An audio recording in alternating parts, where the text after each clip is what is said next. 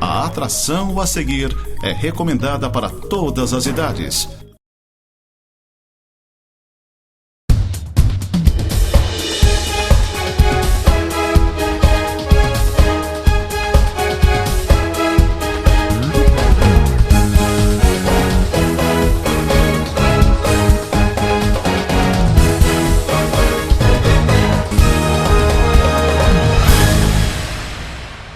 Muito bem, amigos, estamos nós de volta com o nosso Tema Livre aqui na Nova Área TV. E como sempre, né, vocês já visualizam quem é o meu entrevistado. Quem é, eu vou dizer agora, mas a pessoa que vai falar comigo é a Bruna Mertens. Ela se intitula como Celebrante de Legados. Vocês vão entender já já exatamente qual o tema que a gente vai abordar a respeito desse assunto daqui a pouquinho. Antes de mais nada, sempre agradeço a participação do nosso amigo e irmão Laísel, nos acompanhando aqui nos bastidores. Como vai? Tudo bem, Bruna? Tudo bem. Que bom tê-la por aqui. Muito obrigada pelo convite. Bruna, temos umas histórias bem interessantes para conversar com você, porque eu acho que tudo na vida tem um sentido, né? Eu andei pesquisando um pouquinho sobre você, sobre o teu trabalho, não fui tão profundamente nessa pesquisa, mas eu consegui entender o teu propósito, essa tua atitude diante dessa situação, e a gente vai explicar para o nosso telespectador a partir de agora o que é exatamente o teu trabalho como celebrante de legados.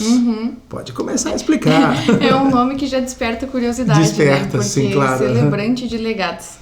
Então, celebrante, a maioria das pessoas já ouviu falar, ou já usou algum, ou já ouviu algum falar, né? Celebra alguma coisa. Celebra alguma coisa, exato. Então, eu comecei atuando na área fúnebre, digamos assim, que quando vem fúnebre a pessoa já vem algo à mente, assim. Pois é, porque é um assunto delicado. Não é que seja delicado, é um assunto que quase todo mundo evita, né? Isso, exato. E aí eu comecei me intitulando cerimonialista de homenagem póstuma, que dentro do setor funerário, né, a nível nacional, é mais comum, celebrante ou cerimonialista de homenagem póstuma. Homenagem póstuma, homenagem pós-morte. Isso quer dizer que você vai nos velórios e acaba trabalhando esse lado psicológico da situação. Aí eu comecei a contar as histórias nos velórios, e aí eu achei que esse nome estava meio pesado, assim, né? Homenagem póstuma. É certo, mas eu queria algo mais bonito, algo que passasse um pouco da essência do que é fazer o que eu faço. Aí eu busquei esse nome, Celebrante de Legados, porque é isso, é você celebrar uma vida, celebrar uma história no momento que a vida termina, na verdade, né? Tanto pela pessoa que partiu, como para quem tá ali. Porque para as pessoas que estão ali em volta, para as pessoas que estão ali naquela despedida, fica muito mais amoroso quando eu não simplesmente faço uma oração, quando eu não simplesmente me atenho à religião daquela pessoa. Então eu lembro quem ela foi. Entendi. Esse é o lado diferencial da própria cerimônia espiritual, quando vai um padre, vai um pastor e ele faz toda aquele envolto, né, naquela situação de um conforto para a família. Então o teu lado de confortar, ele é diferente do religioso. Explica melhor, para aí. É diferente. Como é algo relativamente novo, eu tô fazendo isso faz 1 ano e 10 meses. Eu não conhecia essa tua função. Eu quando me falar, deixa eu aqui, porque o nosso bate-papo aqui é bem informal, tá?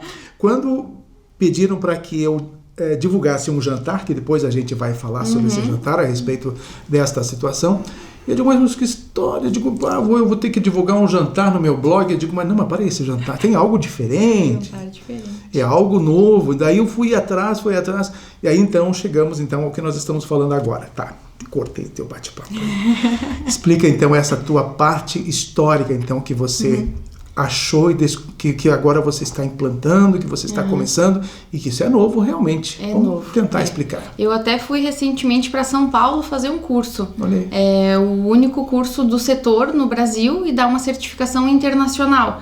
Que para mim, na verdade, até pela certificação, por ser algo que está acontecendo há tão pouco tempo, me parece que não precisava, mas eu queria ir para algum lugar longe, onde isso já acontece, para eu entender se o que eu tô fazendo tá certo. Porque eu comecei a fazer as celebrações para começar como que eu estou nesse segmento, porque é uma coisa que primeiro ponto, você trabalha no setor funerário, você trabalha com morte de alguma forma, a pessoa já quer saber como que você caiu ali. Então eu nasci, como a gente estava falando antes, eu sou gaúcha, então a família do pai da minha mãe já estava no setor há muitos anos atrás, lá no Rio Grande do Sul. Do ramo de funerárias. Funerário. Ramo funerário. Isso. E aí ficou para os meus pais, eles se separaram, ficou para o meu pai, meu irmão começou a ajudar. Quando meu pai foi parando, ele foi assumindo e eu fui a última, a filha caçula e que entrou por último sem querer. Porque eu vim para Lages também para fazer nutrição. Então, de formação, eu sou nutricionista. Só que o setor acabou me envolvendo. Então, quando eu me formei, começou a pandemia e eu fiquei meio perdida. Eu pensei assim, como é que eu vou sair de uma coisa que é certa, né? Um negócio que funciona, e vou se mudar, não tinha como, né? Então, eu não sabia onde que eu queria ficar. E aí, eu me formei, eu comecei a ter tempo para prestar atenção no que eu estava fazendo, que era dentro da funerária. E aí já fica Você é dona de funerária ou trabalha numa funerária? As duas coisas. Eu te falei, né? Eu sou celebrante porque eu me considero mais celebrante do que sócia. Sim. Se hoje eu tivesse que escolher, você fica com a funerária ou você fica com as celebrações? Eu fico com as celebrações. Que coisa incrível. Porque um negócio precisa de gestão. E claro que para ser celebrante você também precisa gerir. Só que para gerenciar uma funerária é complexo, né? Sim, envolve imagino. muita coisa. Então hoje o meu irmão ele tem um percentual maior da sociedade e eu tenho um percentual menor. Mas sim, eu sou sócia da funerária. Né? Foi assim que eu acabei me envolvendo ali. Na época eu não era. Foi uma sociedade conquistada, não foi ganhada assim, ó, tá aqui o teu pedacinho, não. No início eu trabalhei de 2 para 3 anos como funcionária, porque era para ser transitório. E aí começou a pandemia, me formei, não sabia o que fazer, comecei a prestar atenção no que eu estava fazendo, porque durante a faculdade eu tive que começar a trabalhar. Não foi uma escolha.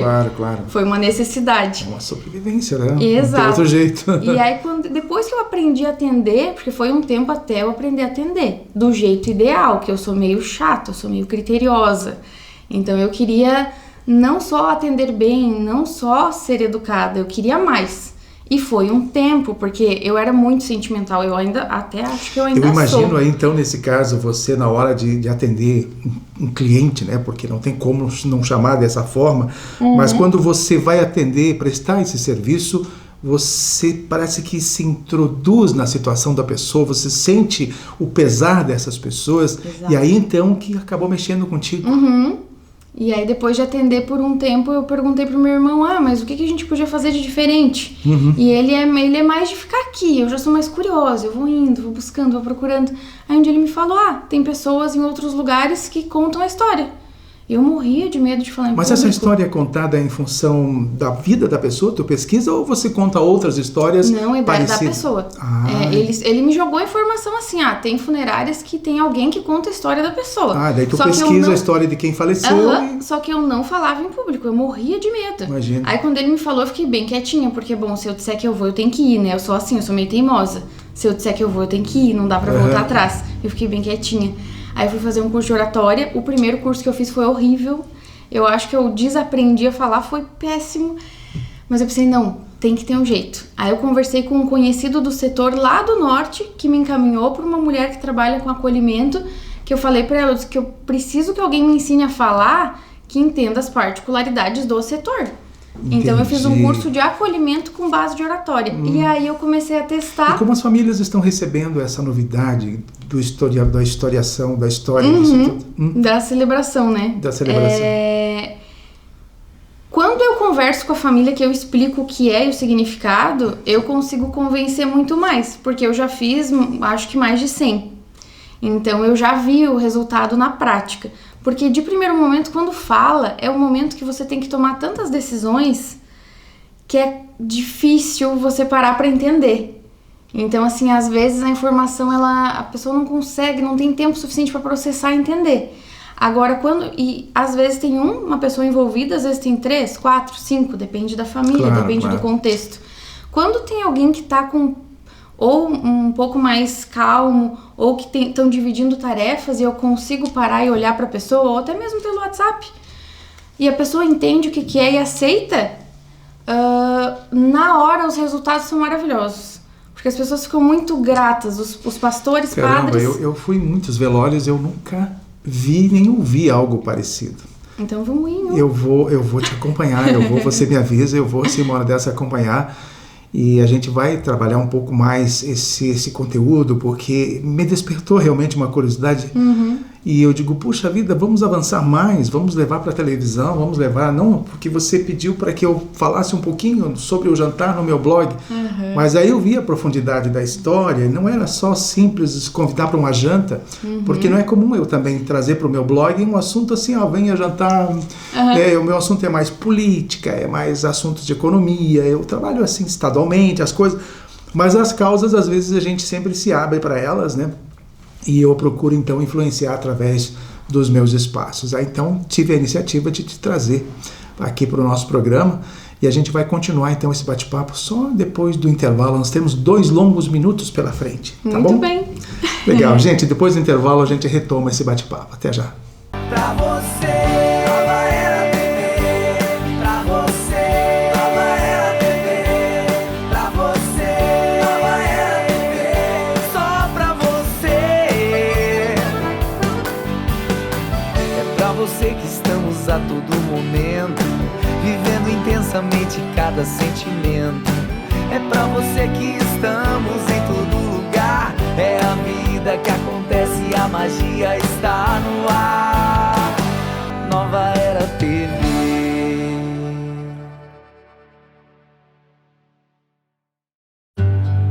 Hoje é um dia especial.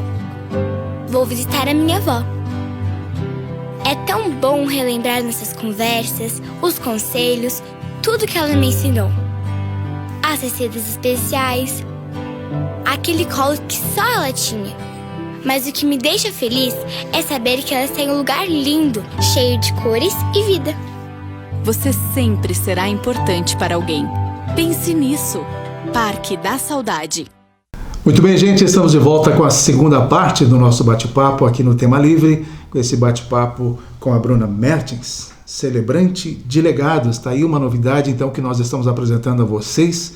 E é um assunto que nos remete realmente a uma profundidade muito grande, é um sentimentalismo, né, que tem que ter uma profusão muito bem trabalhada. Você se planejou para isso, você se estruturou para isso e você buscou um conhecimento para isso. Foi basicamente nessa ideia que você hoje se introduziu nessa ação. É mais ou menos isso? Exato. Então conte.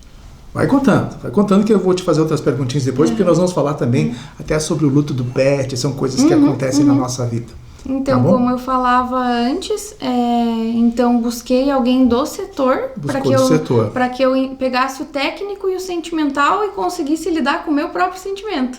E aí eu fui fazer. Aí eu fiz um curso de acolhimento e aí ficou aquela dúvida, né? Será que eu tô pronta? Quando a gente termina uma formação, a gente sempre fica. Será que eu tô pronta?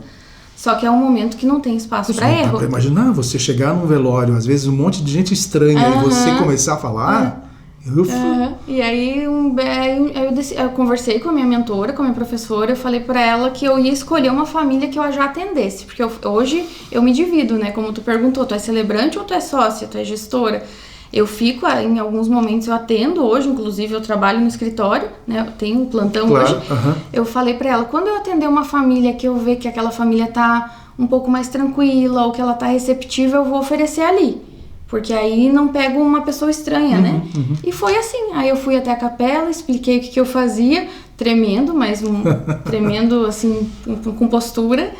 E deu certo. Aí eu faço algumas perguntas para as pessoas, para a família, para entender quem foi aquela pessoa que faleceu, né? O que representou a questão de quem ele era na família, né? Pai, filho, vô, essas coisas, isso o padre, pastor, ministro geralmente faz. Sim. Só que às vezes, se a pessoa estava bem praticante na sua religião, eles aprofundam um pouco. Quando a pessoa nem ia, fica naquilo, né? Ele era pai de fulano, vô, acabou.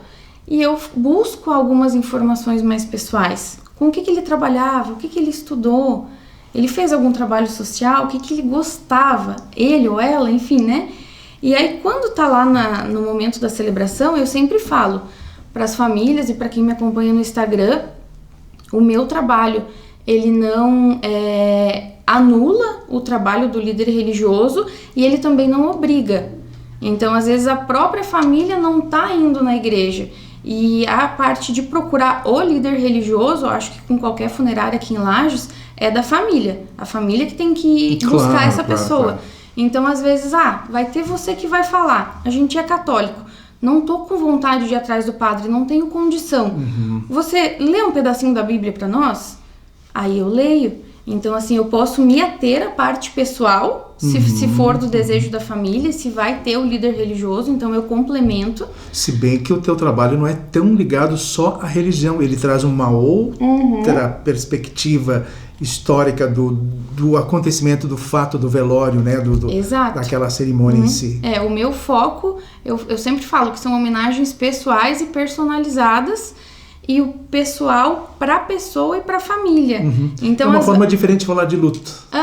Né? Mais leve, mais tranquilo, mais aceitável. Muito mais amoroso, porque o líder religioso, ele abre a palavra. Entendi. E às vezes quando ele abre a palavra fica aquele clima estranho, porque as pessoas elas têm uma obrigação de falar, só que às vezes não sai.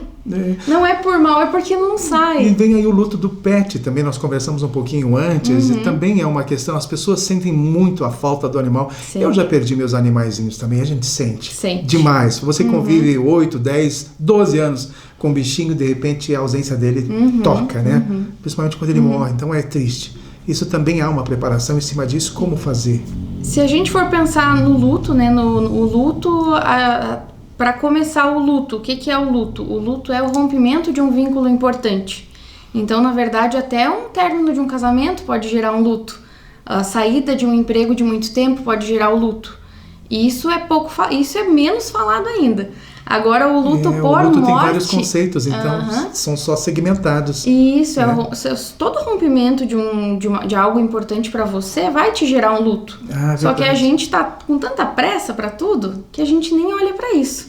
Agora, o luto por morte, o animal, hoje em dia, o animal ele faz parte da família. Faz. E ainda a morte em si, o luto em si, são assuntos... não vou falar que vai atrair. E aí o luto por pet, tem muitas pessoas que julgam e julgam mal, né? O fulaninho lá tá sofrendo por causa do cachorro, que bobeira. Era só um cachorro. E o cachorro é parte da família, o gatinho é parte da família. Claro. Hoje em dia tem gente que não tem filho, ou porque não quer, ou porque não pode, e tem o bicho. E aí, mas não é igual. Pra você não é igual. Nossa, o vínculo mas para aquela animal é muito pessoa... amplo, é muito grande, é muito sentimental. Você conviver só com aquele bichinho ali, ele se torna realmente um membro da tua família, da tua vida. Exato. E você vai ter que se readaptar à vida sem verdade. Tem que conseguir outro depois, né? Aquela história, né? Você, quando termina um amor, você esquece aquele depois que conquista outro. Então são coisas assim da nossa vida, são as transições, né? Só que as fases. O que vem não apaga, né? Não apaga, mas é uma transição melhorada, assim, que você se conforma, né? Você aceita mais. Exato. E aí você veio com essa ideia de fazer este jantar chamado transformador. Como você inclui toda essa redoma, digamos assim, do envolvimento do luto, dessa fala do legado, dos velórios, de funerária e de repente um jantar. Aí eu fiquei pensando, como atrelar tudo isso? Um jantar do nada. Claro, estamos às vésperas do dia de finados também, né? Então, explique. Então, como eu te falei, eu faço essa parte dentro da funerária, apesar de ter nascido dentro do setor, eu fugi e voltei por obrigação. Aí, quando eu comecei a fazer esse trabalho de contar as histórias, eu fui vendo o quanto é especial para as famílias ter aquilo ali. E, claro, aquilo ali é um pontinho do início de uma jornada dessa readaptação. E aí, depois que eu fiz alguns meses, eu me voltei para o finados. Porque o finados é a data mais significativa do setor funerário, funerárias, cemitérios, crematórios. E a gente, na São Pedro, a gente não fazia nada. E aqui em Lages eu vejo, tem alguns movimentos mais também religiosos. E aí, às vezes, dentro de uma família, tem várias religiões. E aí, no ano passado, eu pensei, mas por que não também levar essa questão mais amorosa, mais ampla, de uma forma não católica, evangélica, espírita, umbanda, não de uma linha específica, mas do luto. Porque o luto é de todos. Então, vamos fazer um encontro para falar do luto de uma forma mais amorosa? E aí, no ano passado... E aí ele combina com o jantar. Aí, no ano passado, foi uma conversa e um café. E aí, nesse ano, bom, o café deu certo. Ano passado eu tava com medo, né? Que ninguém fosse, podia acontecer. Sim. Mas não aconteceu, graças a Deus. E aí, nesse ano, a gente resolveu, como eu já tô, algumas pessoas já me conhecem, eu já consigo criar vínculos, já consigo conversar com as pessoas depois, né? Porque agora elas vão criando uma certa intimidade. Também a minha rede social eu comecei a movimentar mais. Então, ok, já entendi que vai pessoas, não sei quantas, mas vai. Então, vamos fazer um jantar. Porque a comida, ela une as pessoas, né? A comida, ela tem... Não, olha, celebração de mulher principalmente, porque a gente cozinha mais do que homem. Não é uma regra, mas é difícil a mulher que não cozinhe, né? É verdade. Toda a história de mulher que eu vou buscar tem cozinha. Ou é uma cuca, ou é o jantar, o almoço de domingo, ou é o churrasco. Claro. Então, assim, por que não usar essa data, que é uma data que a gente relembra quem partiu, e botar comida junto? E esses convites são direcionados? O evento é aberto. É aberto? É aberto, Aí tem o custo do jantar. Então, no ano passado, eu fiz várias parcerias, assim, na cara e na coragem, indo quase que no susto, porque eu tive bem pouco tempo e sem base nenhuma, né? E eu fui indo atrás de parcerias e construí o evento todo com parcerias no ano passado. Café. Como fazer então para as pessoas? Temos 2 minutinhos para contar. Então, nesse ano eu resolvi evoluir para um jantar, então vai ser num restaurante e aí o acesso é livre. Qual é o restaurante? O restaurante Lamour, lá na área industrial. O chefe Andrigo, conheci ele através da ACIL. E aí tem o custo do jantar, vai ser um jantar italiano livre. Como fazer então para conquistar esse convite? Entre em contato comigo através do meu Instagram, @brunamhistórias. Histórias com H, não é stories, é a gente histórias. vai pôr o teu WhatsApp no final embaixo, daí as pessoas podem fazer o contato contigo, né, via WhatsApp. E se alguém tiver dúvida, porque ainda fica meio assim, mas o que vai acontecer lá? É claro que eu não descrevi tudo o que vai acontecer lá. É um bate-papo, uma história contada, uma ideia. Aí as pessoas ficam, mas eu vou ter que falar, eu vou ter que me expor, a minha história, a minha dor, não. Vai ter um momento que vai ser aberto, se tu quiser falar alguma coisa, tu fala, se não quiser. Até porque, né, vai que lote o restaurante, eu tenho essa meta audaciosa. Quantas pessoas devem caber lá? Cabe, acho que 120. Então, estamos em 30 e poucas. Já faltam então umas 90. E o pessoal gosta de comprar na véspera, né? Então, no final de semana a gente dá um... Eu tô na possibilidade de eu não ir, já te expliquei por quê, né? Vamos ver como é que vai ser essa história. Tô na torcida. Mas, Bruna, bacana esse teu trabalho, então o próprio WhatsApp já pode te identificar para um contato para essa celebração, para entender um pouquinho melhor esse assunto. Eu acho que a gente pode avançar essa tua história de outras maneiras, contando através de reportagens, através de entrevistas mais curtas, né? Vamos avançar sobre isso, eu achei muito interessante essa tua ideia. E como é uma novidade, as pessoas ainda não conhecem com amplitude tudo isso, acredito que a gente possa então proliferar essa nova proposta, é bem interessante. Eu posso dizer uma última coisinha? Claro, tem 30 segundos. Vai ser. Eu criei o meu Instagram, o Bruna M Stories, porque eu percebi que as pessoas tinham muito medo de funerária. E o meu objetivo dentro do meu Instagram não é só vender o meu produto, vender o meu cerimonial. É mostrar para as pessoas que os velórios, eles não precisam ser tão tristes. Entendi. Não é que o cerimonial tire a tristeza, mas ele dá amor. E às vezes não vai ter eu. Tem gente que me acompanha que não é de Lages. Mas quando tu vê que pode ter um pouquinho de significado aquele momento, uma frase que você conte, uma historinha muda que você conte, muda. E a despedida fica muito mais amorosa. Isso aí. Bruna, muito obrigado pela tua entrevista. Foi um prazer. Vamos realmente expandir um pouco mais essa tua ideia em outros espaços também, tá bom? Muito bem. Céu, muito obrigado. E a gente retorna na próxima semana, se Deus quiser, com um novo tema livre. Até mais.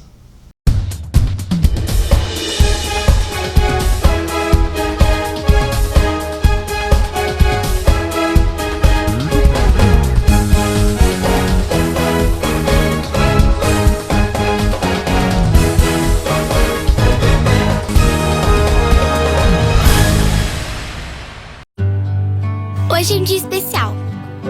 Vou visitar a minha avó. É tão bom relembrar nossas conversas, os conselhos, tudo que ela me ensinou. As receitas especiais, aquele colo que só ela tinha. Mas o que me deixa feliz é saber que ela está em um lugar lindo, cheio de cores e vida. Você sempre será importante para alguém. Pense nisso. Parque da Saudade.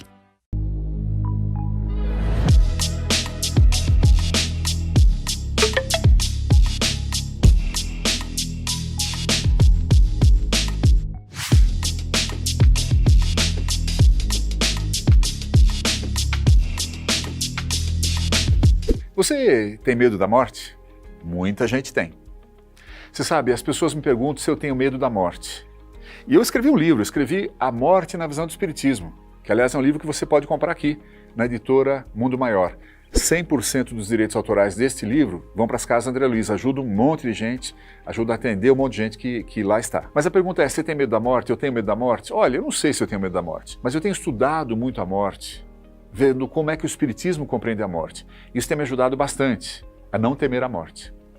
Por que não temer a morte? Eu acho que o medo que a gente tem das coisas é quando a gente desconhece. Você tem medo da prova de matemática se você não estudou. Você tem medo do escuro, por quê? Porque você não enxerga nada.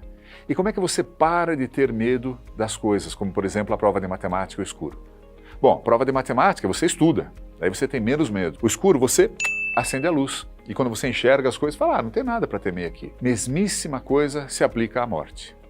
Se você quer não ter medo da morte, estude a morte, compreenda a morte, entenda o que é a morte. E o Espiritismo explica claramente, né, para onde nós vamos, o que acontece no momento da morte, né, que é apenas a morte do corpo físico, que tem gente nos aguardando, nos auxiliando. Então compreender a morte auxilia muito. Se você não quer temê-la, estude. Nos livros de Kardec, no mesmo A Morte na Visão do Espiritismo, ouvindo os programas da TV Mundo Maior, da Rádio Boa Nova, você começa a compreender isso. E quanto mais nós compreendemos, menos teremos. Tem uma coisa que acontece também, as pessoas na verdade acham que não têm tanto medo da morte, têm medo de sofrer. E o sofrimento também pode ser diminuído se nós compreendermos tudo o que está acontecendo, compreendermos como apenas a natureza atuando. Então minha dica para você é essa, estude a morte, compreenda a morte, não tema a morte, não é nada tão complexo quando você estuda e compreende.